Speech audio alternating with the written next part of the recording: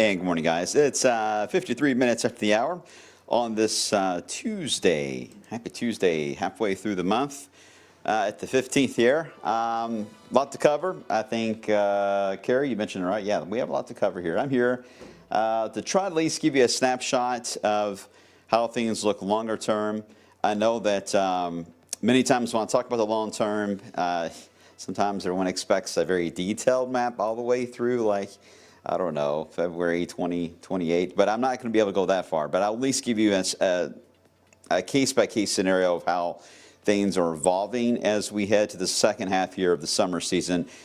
Some signals that are showing up, I just don't know yet in what place to put them in. I'll explain. I don't want to be too wishy-washy here, but I do think it's going to be an interesting summer for sure, and the fall I think has a lot of surprises, and that's how I'll leave it for now. But in the short term, we have to deal with this very tropical environment of showers and some thunderstorms, and flash flooding unfortunately still going to be an issue at times. So we've lucked out fairly well here as of late. The only thing of really damage that we've had in recent weeks anyway has been just from the wind event on Saturday, which technically there were no warnings for, but we had wind gusts to 50 to 54 miles per hour, and there were some tree limbs knocked down everywhere, right? That's the most active weather we've had as of late. And the reason for that is it's just been hot, of course, right? I mean, temperatures have been generally in the lower 90s or mid 90s in some cases. 95 is the hottest so far this summer season. Very young summer season, I should mention. Still plenty of time to see that certainly get accelerated higher there. But yesterday we hit 89, so we did not continue our streak there of those 90-degree days. So we hold at 21. Last year, 59. Let's try to keep it under 30. Try to keep under 30. I think everyone will be happy at that point. All right, so here's the game plan. I'm going to go over the current status where we're at with the radar, what we're expecting for later today when these storms begin to pop. And tonight's a little different. Tonight is an actual mini low pressure that will be in the area, and I think that will be spinning throughout the night into tomorrow. So again, a fairly active radar for a lengthy period of time. This is not going to be a typical showers and storms that pop on the radar and then the weekend they're done for the night. These may just keep regenerating over and over. And Olivia is already wondering, where's our cool down that we're talking about? Hey, I'm going to get to that. It is still showing up, Olivia. We'll circle back to it, all right? Just hang tight with me. Let's do this one step at a time. I know it's the easiest way for me anyway to keep my thoughts together because I don't trust my brain.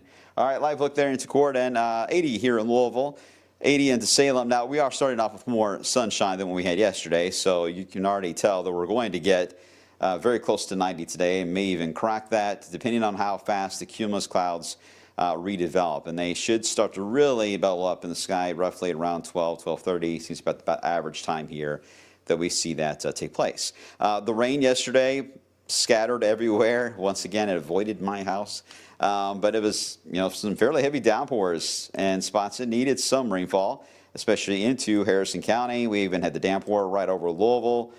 Yesterday, if you were watching the 4 o'clock, I brought the umbrella out thinking, okay, I can go for this, but the one problem we have with doing the weather in the weather garden is that we're out there doing the weather, we're next to this giant metal tower.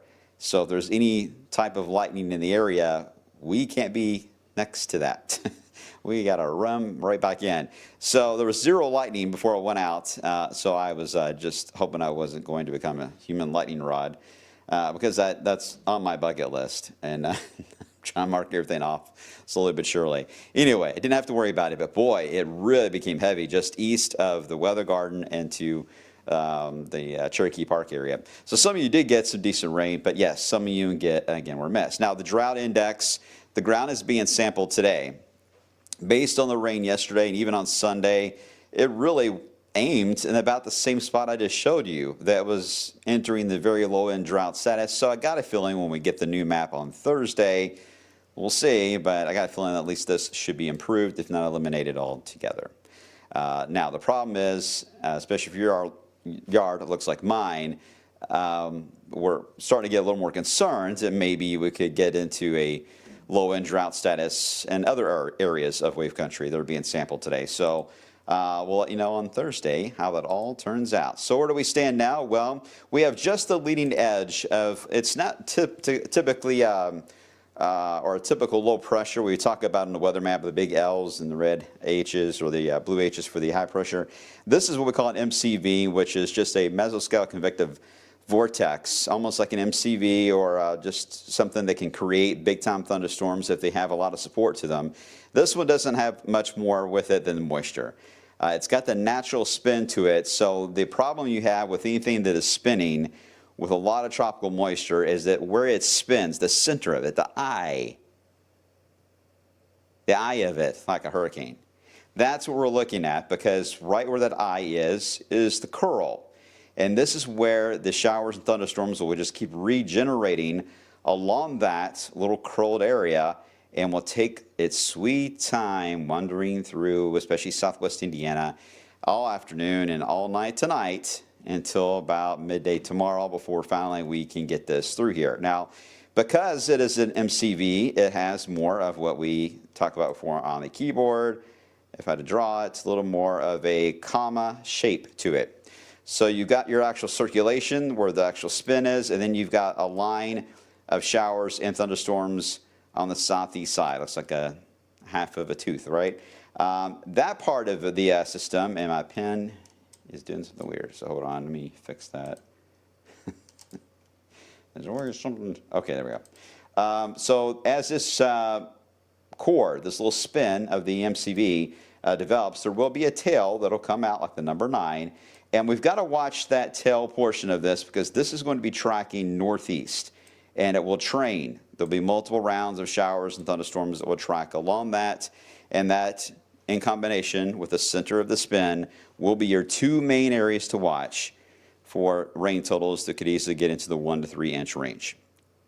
Now, if you're east of this feature, I doubt you'll see much action going on today or tonight, but if you are certainly more west, the more involved in this whole storyline you're going to be. So the MCV itself is not fully there. I'm just kind of drawn over Jasper County, but it's not quite there yet, but it's getting closer. We already have some active weather. I'm going to get rid of the clouds, and let's just focus on the radar. We have this little band of thunderstorms that is lifting out of Ferdinand, heading toward Jasper. Should be crossing Hundenburg very soon, so we may get a wind gust report, if there's any wind with that. But certainly some lightning with it, heavy rain coming at an odd angle due south to north. That can cause sometimes some tree limbs, even with a quick gust of 30 miles per hour. Some tree limbs can sometimes break off because it's not a usual wind direction on the windrows, and trees adapt to their climate. They are always braced for the wind direction of their environment. So if the wind comes from an area they're not used to, sometimes that bending motion can cause a snap. So anyway, I don't think it's going to be a big ordeal at all, but I do think that certainly an early morning, a little rumble of thunder, maybe get a little nap in for those of you in Du Bois County. I am watching too, just northeast of there are some at least short-term pieces of data indicating that new development would form soon around Salem, northern part of Louisville, Oldham County, back into Carroll. Haven't seen anything yet that has begun to pop there, but that is what a lot of the short-range data has been aiming on, is that part of wave country. We'll let you know throughout the midday show itself. Now let me show you the entire MCV itself, where it is spinning back to the west, a little closer to the Memphis area at the moment, as we're really got that little spin that is taking place. And again, this is going to keep on spinning tonight or this afternoon, tonight while you're asleep. Tomorrow should get up to about I-70, and then it's going to get a nice little kick rapidly to the nation's capital and out of there. As it makes a little journey, that's where I'm going to be watching for any potential for some heavy rainfall and then some, again, flash flooding on this. All right, so there's the center of it, moving to the northeast. Look at all that tropical moisture that it's dragging a line behind it. You know, it's like it went on vacation with its luggage, and yeah, it's carrying it everywhere it goes. It has nowhere to set it down, so it's just bringing it with it, taking it from areas, same deep moisture we had in Texas. That's the same scenario, to be clear. Just the moisture feed from Texas is being pulled into this. So it is a tropical environment, what we call the P watts. The amount of water you can get in any one thunderstorm or downpour in an hour's time is going to be about 2.25 on average today, mostly above 2. So that's going to be, yeah, that's going to be some hefty downpours when these move through here. So that's the reason why in the short term we're not so much worried about severe weather as we are just making sure you're ready for just nasty travel at times when these thunderstorms develop. Again, large drops, very tropical in nature, some lightning and thunder, some gusty winds, but I think more than anything is just being able to see and just keep an eye on the creeks and streams in the area that tend to rise rapidly. This is the kind of feature we just need to babysit for a little bit, okay? The severe risk, not too worried about that just because it doesn't have a tailpipe with that today. Not enough wind shear. If this thing is moving around, spinning faster, then that would be a different story. We'd be talking about tornado potential and everything. But unfortunately, this system does not have that. But we do have the avocado look there into areas of Nebraska. That will be the core of your severe weather today there. Now, tomorrow, our next front that will sink in, because you got to remember, our little mini-me that's moving in now is going to head toward the nation's capital, remember? Well, there's another system dropping in, another front. This will be at some point Thursday into Friday. Now, at the moment, the Storm Prediction Center does not have any area outlined for any severe risk. I would suspect it's going to be along the front and may look something like this once we get a little closer. So mainly the northern section of the Ohio River Valley following the wind belt, I think may be a little more at risk. I did check CSU, and I'll show you its map here in a second. All right, here is our in-house graph model. I'll move this along quickly. Pay attention to where you're at as we evolve through the afternoon, showing the showers and storms kind of increasing, maybe a little too aggressive here. On that northeast side, I pointed out where a lot of the data indicates that there will be soon development to be had. So it's possible. Just be weather aware about lunch and through 2 or 3 o'clock, even in Louisville, that thunderstorms could rapidly form here with heavy rain. It shows a break, but here we are tonight. This is the spin right here, the MCV. So because of that little tail, I am worried that areas right on that tail portion of its track, that there's going to be just repeated rounds of heavy rain tonight. Now, we are going to be in the middle of the night, so we don't have as much on a severe weather worry. I'm just worried about training effect of heavy rainfall. Once we get into Wednesday afternoon, we're back to that just more scattered activity and hot again, and we'll kind of stay in that storyline until we get to, looks like Thursday, when the front itself, you see the squeeze play that happens, this will be the front that could kick in at least a marginal risk for parts of the Ohio River Valley as we get closer. We thought maybe it could be Friday. Now we're thinking Thursday. Here is CSU, Colorado State AI's learning module. Let me show you full screen.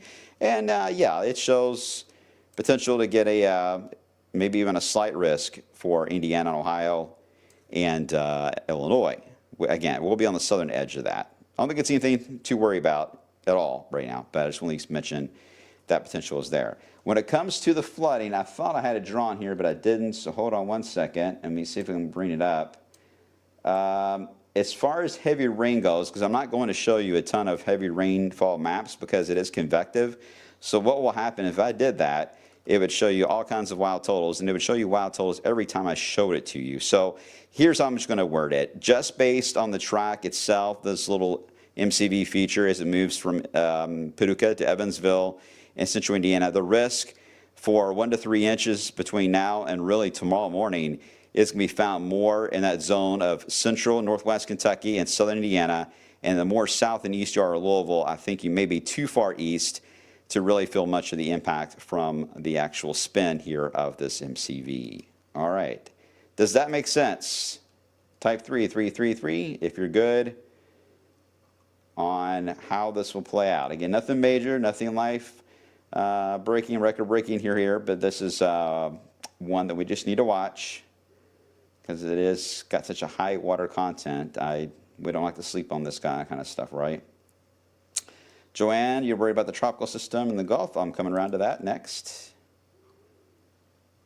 Let's see. Okay. I'm sure you guys have noticed the alerts that have been going out with the missing juvenile. Well, they just, as you probably know on your phone, they have found who they were looking for there. So some good news. Hope they're okay. Okay. I know that's a scary sound when people hear that on their phones, right? Just passing that along. If Myra runs in here and needs to jump on, though, I'll let you know if she needs to pass on the information. Okay, so again, here's what we'll do with that rainfall total forecast. I'll just keep it pretty generic. Don't think there's a need right now for a flood watch. to come out, but I do think we need to just be weather aware. All right, enough on that.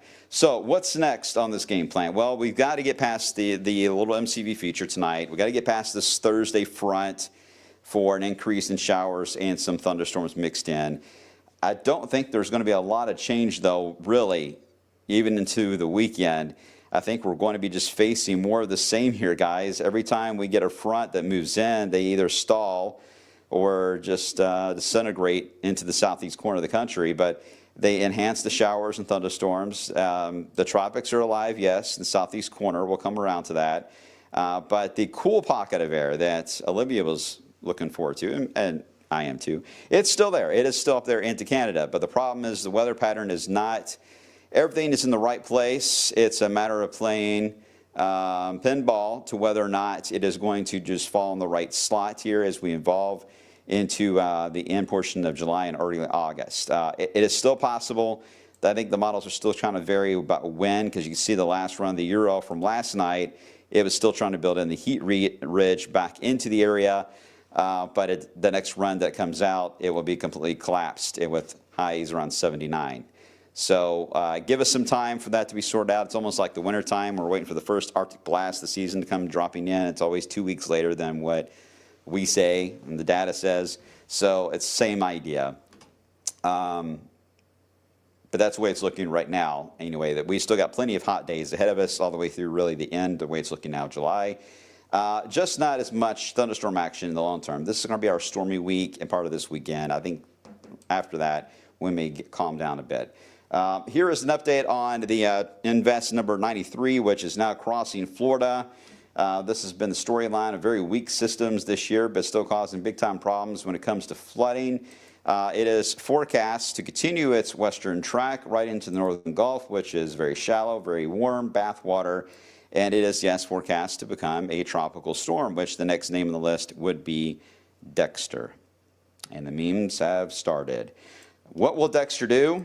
Well, it depends on all of our fronts that I just showed you that are dropping in from the Midwest.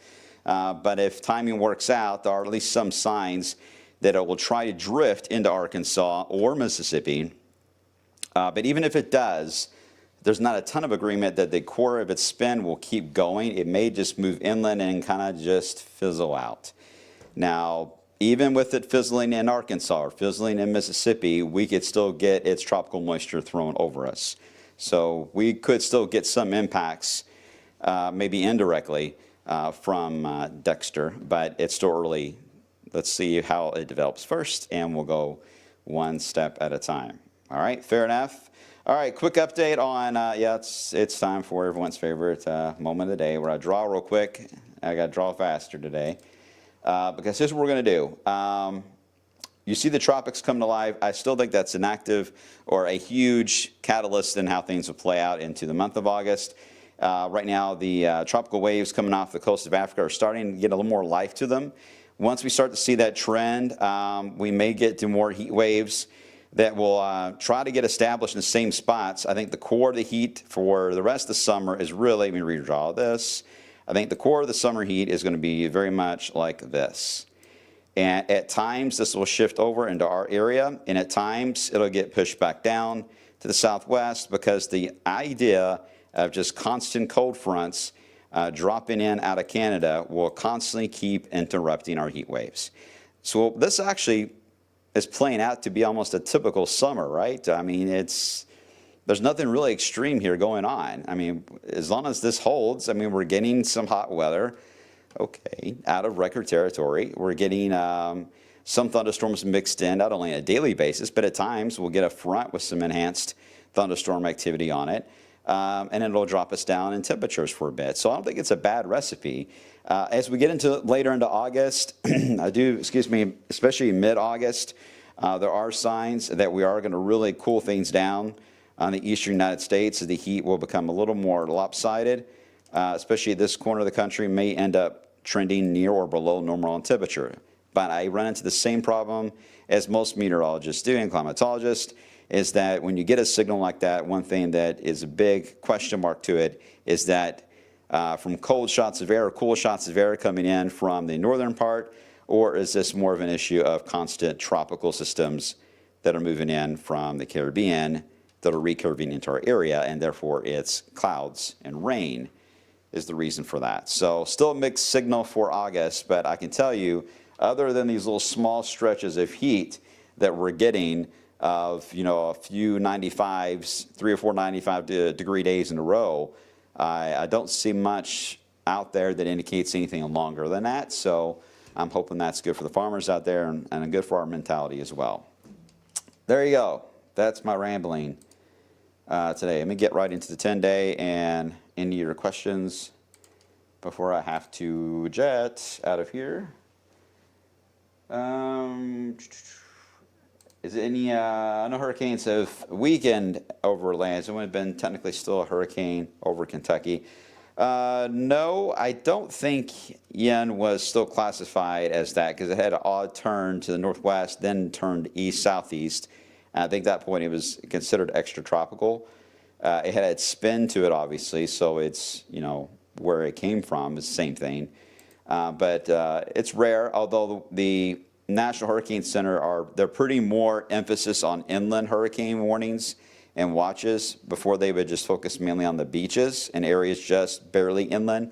But now they're doing an experiment this year. They're going to start issuing these inland hurricane watches and warnings that go very far in. I mean, I'm talking a few states in. So with this new setup, there is a chance if we were to get a Gulf system that goes straight up 65, that we could have part of the area under some type of a tropical alert, being this far north. It wouldn't surprise me. It's a new experiment they're working on, so we'll see. We'll see if that happens.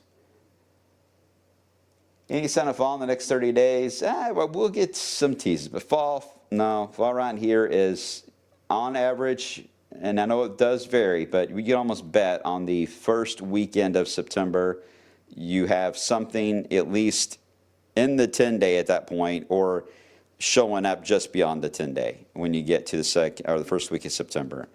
Which really, guys, I mean, the first weekend of August is coming up, so we're only, 30 or so days, 40 days away, and we're going to start talking about that. So we'll see. I got a lot on my plate trying to figure out the winter forecast. I'm not there yet because I think what is happening this summer is very interesting. The whole stagnant impact of the globe right now, I think, is very intriguing, and I think that's going to be a role in the winter as well. So there's a lot for me to figure out, and I'm just trying to take advantage of that time when it's quiet so I can work on that. Sometimes you may not see me because some of those days are the ones I'm working on things behind the scenes a little more to try to have more time to talk to you all. Okay, today is one of those days. I'm going to shut up now. It's time for me to get ready for the show. I got to get back to the radar. Thanks for watching. Just stay safe out there. Keep sending your rain totals, pictures of your rain gauges. You can send them on the Wave Weather app. You may see them on TV. We appreciate you all sending those in and just give us some ground truth of what these downpours will be like, and just be extra weather aware tonight and tomorrow. Until that little feature gets by, just be on guard. And let's hope that the bark is worse than the bite there, okay? All right, thanks for watching, everyone. Appreciate you all, and I will see you all coming up on the flip side at 11 a.m. on midday. All right, take care, guys.